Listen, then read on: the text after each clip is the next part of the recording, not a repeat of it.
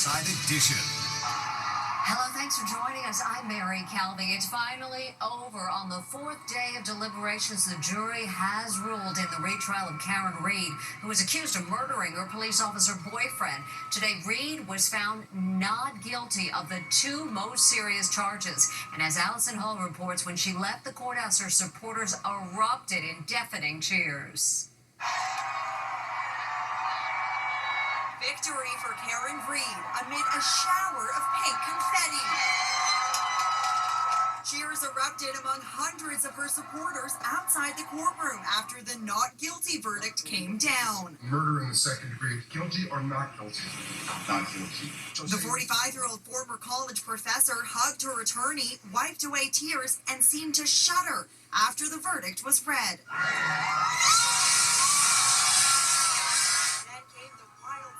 Sheer jubilation outside the court. Die-hard supporters chanted, "Karen Read is free." They sang, "God bless America." God bless America.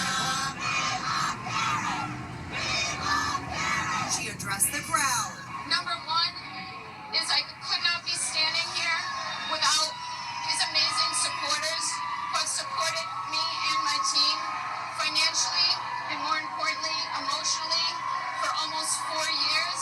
Then she stepped aside for her father to speak. We thank everybody for their support from the heart. We love you all. The verdict was announced after a period of chaos and confusion. First, there was a verdict, and then there wasn't. I received word from a court officer that the jury had knocked on the door, indicating that they had a verdict. But before I could even summons everybody into court, shortly thereafter, they knocked again and said they didn't have a verdict. A few minutes later, the jury came back with a not guilty verdict on murder and manslaughter. She was convicted of the lesser charge of drunk driving and then heard her sentence. A year's probation, no jail time. And so the legal saga that has transfixed America came to an end. The group Friends of John O'Keefe called today's verdict a devastating miscarriage of justice, adding his family deserved better. We'll have more on the jury's decision later in the show. Big reaction to that's President Trump saluting two new American flags installed on the north and south lawns of the White House. It comes as he's closely monitoring the unrest in the Middle East. And the big question is, will the U.S. deploy its huge bunker buster bomb needed to hit the main nuclear facility in Iran? The whole world is on edge today as President Trump contemplates bombing Iran. President Trump is reportedly warming up to the idea. The president is reportedly seriously considering joining Israel's bombardment of Iranian nuclear facilities. He didn't give much away as he supervised the installation of a new flagpole at the White House. I mean, you don't know that I'm going to even do it. You don't know. I may do it. I may not do it. I mean, nobody knows what I'm going to do. The Israelis have wiped out Iranian air defenses, but in order to obliterate their key nuclear facility built deep in a remote mountain, they need a massive bomb that only the United States possesses. A 30,000-pound bunker buster known as the Massive Ordnance Penetrator. The missile, seen here in Air Force tests in New Mexico, is capable of penetrating layers of rock and concrete like no other bomb on Earth. Yes, it would be a U.S. weapon by U.S. planes, but it would also end a conflict that everybody wants to see end as quickly as possible. The prospect of the U.S. entering the conflict is sparking intense feuding within the ranks of the president's key allies. Tucker Carlson, who is opposed to bombing Iran, got into it with Senator Ted Cruz. You don't know anything about Iran. So, okay, I am not the Tucker Carlson expert on Iran. You're a senator who's calling for the overthrow of the government. You're the one who don't know anything about the country. No, you don't know anything about the country. What are we doing? The Daily Show's Jon Stewart also feels strongly that the U.S. should stay out. I really want to know why we had to bomb Iran now. The president answered that question on the White House lawn today, just before he watched the Stars and Stripes hoisted up the new flagpole. His message to the world is clear. Very simply, Iran cannot have a nuclear weapon. That's it. Now the largest jewelry theft in U.S. history. 3 years ago, thieves tracked a Brinks truck to a rest stop where they stole 24 bags of jewelry worth $150 million. Now, as Jim Murray reports, 7 suspects have been charged in the heist. Mystery solved. We're now learning astonishing details behind the $150 million jewelry heist from 3 years ago. 7 men have now been charged with stalking the armored vehicle to this truck stop north of Los Angeles and stealing the jewels in an elaborate scheme that involved using several vehicles to tail the armored Brinks truck. One suspect was identified as 36-year-old Ricardo Barbosa. We're also seeing police body cam for the first time after the 2 Brinks security guards discovered thieves had made off with the largest jewelry heist in U.S. history. Inside their armored truck, bags and bags of precious gems and gold stolen. Cops say the men followed the Brinks truck from San Mateo, California for 300 miles down to Lubbock, California. It was 2:30 in the morning when this guard says he returned to the Brinks truck after having dinner for 25 minutes and found the lock had been cut. I came out and I was like, what am I locked missing? The other guard tells cops he'd been asleep inside the truck during the break-in. Cops say some of the men under arrest acted as lookouts, which could explain why some of the bags of jewels were left behind. Jerry Kroll represents the victims whose precious gems were stolen. These thieves followed that truck using multiple vehicles for 300 miles. This was really an elaborate scheme. Right. It was an elaborate scheme. What we've been saying all along and maintaining all along is that Brinks' lack of proper security measures is what made this theft possible. Hello, Arnold Duke is the president of the International Gem and Jewelry Show and says the jewels were being transported to a gem show in Pasadena when they were stolen. What's your reaction to arrests finally being made after all this time in this massive jewelry heist? When I got word, I just couldn't believe it. And the most exciting part is they do have some of the merchandise, some of the diamonds, gold. We just don't know how much. We went to Brinks for comment. They told us they want to see those responsible brought to justice and the stolen goods returned. You've seen our reporter Allison Hall share her breast cancer journey here on Inside Edition. And you may recall, she credits Hollywood star Olivia Munn, who had a similar health crisis, for alerting her to a specific screening test that ultimately saved her and Allison's life. Now, for the first time, they are meeting face-to-face, sharing a message all women need to hear. My heart is racing.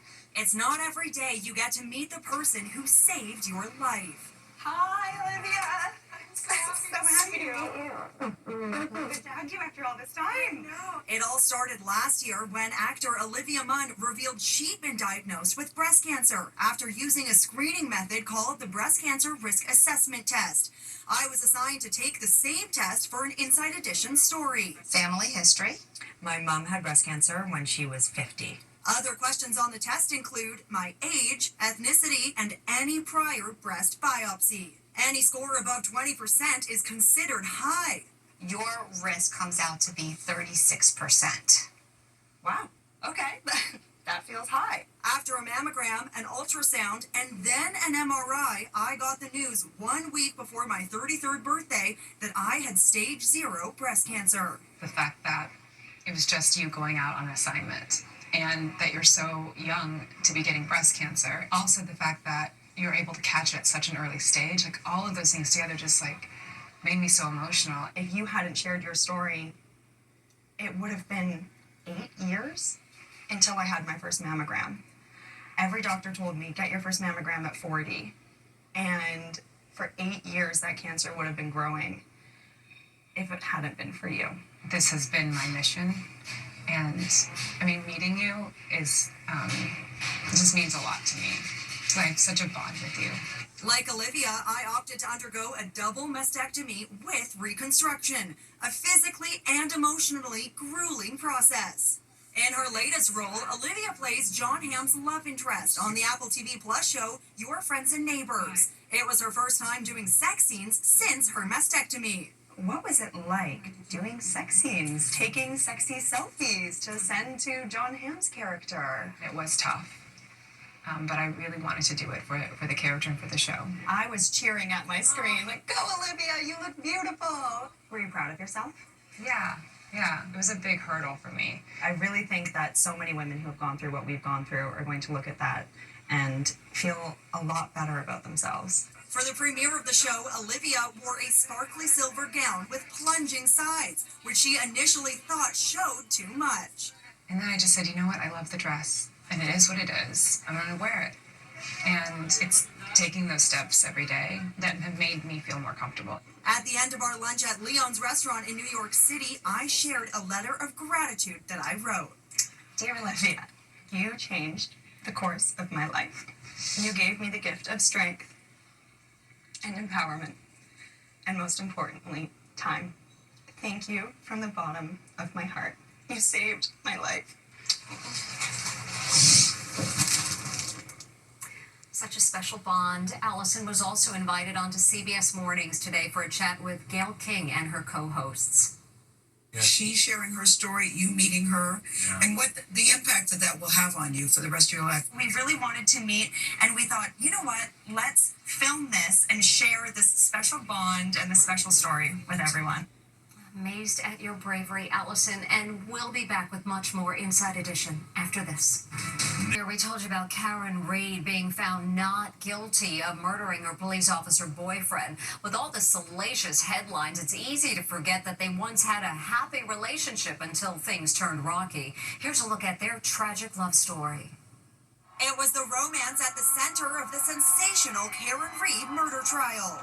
Karen first dated Boston cop John O'Keefe after college. Work took her elsewhere briefly, and then they sort of went their separate ways, people do in their 20s. She told Nightline that they reconnected during the pandemic. He had reached out to me on Facebook. He said, "Hey, blast from the past, how's things?" By then, O'Keefe was caring for his niece and nephew, orphans after the untimely deaths of their parents from brain cancer and a heart attack. Karen Reed said she was deeply impressed that John O'Keefe was stepping up for his niece and nephew. Their old romance quickly rekindled. She even became a surrogate mom for the children, often looking after them while John was at work. This video shows O'Keefe goofing around with the children.